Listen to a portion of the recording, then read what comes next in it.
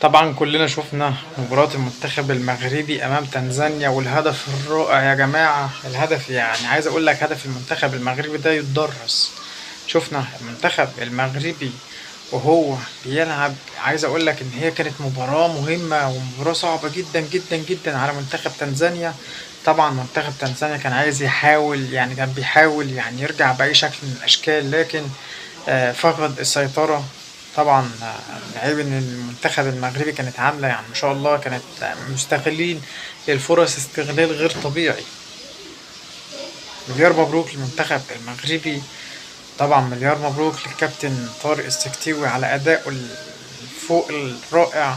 طبعا أنا يعني النهاردة فرحان جدا إن منتخب المغرب منتخب عربي عمل مباراة آه، مهمة، مباراة عدى المرحلة دي. طبعا يا جماعة أنا واحد من الناس كنت يعني بحب أتفرج على مباراة المنتخب المغربي، أو أحب أتفرج على الرياضة المغربية في العموم، علشان خاطر أنا بحس إن يعني مختلفة تماما الرياضة المغربية عن أي آه، آه، مباريات تانية. يعني بشوف مثلا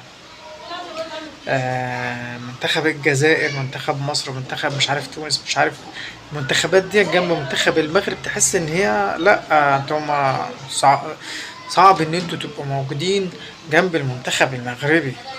مع احترام طبعا للمنتخبات اللي انا ذكرت اسمائها، لكن منتخب المغرب النهارده لا، مباراة جميلة جدا، مباراة مهمة.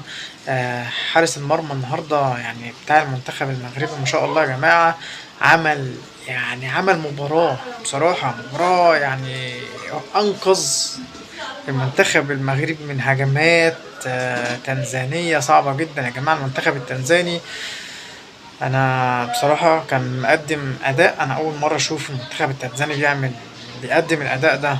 لكن على كل حال كل اللي يهمنا ان منتخب المغرب الحمد لله صعد لنصف النهائي، ودي حاجة من الحاجات الجميلة جدا، حاجة من الحاجات العظيمة جدا اللي احنا نفتخر بيها، ونفتخر بأبناء المملكة المغربية الشريفة، نفتخر بالرياضة المغربية. إن شاء الله نشوف تقدم أكتر وأكتر لأبناء المغرب إن شاء الله في القادم. عايز أقول لك إن الكابتن طارق السكتيوي مركز تركيز كبير جدا، ويعني حاطط أمل وحاطط هدف إن هو ياخد بطولة أفريقيا المحليين، وده مش بعيد يا جماعة، ده مش صعب، ده مش مستحيل. ده المغرب اللي بيلعبوا، أبناء المغرب اللي بيلعبوا، مش أي حد تاني. فلما نشوف أبناء المغرب هم اللي بيلعبوا طبعا تعرف إن العقلية مختلفة، عقلية اللعيبة المغاربة مختلفة يا جماعة. فإن شاء الله نشوف التقدم دايما لأبناء المملكة المغربية إن شاء الله في القادم. عايزك تصلي على النبي الشريف قناة عشان كل حصل. السلام عليكم.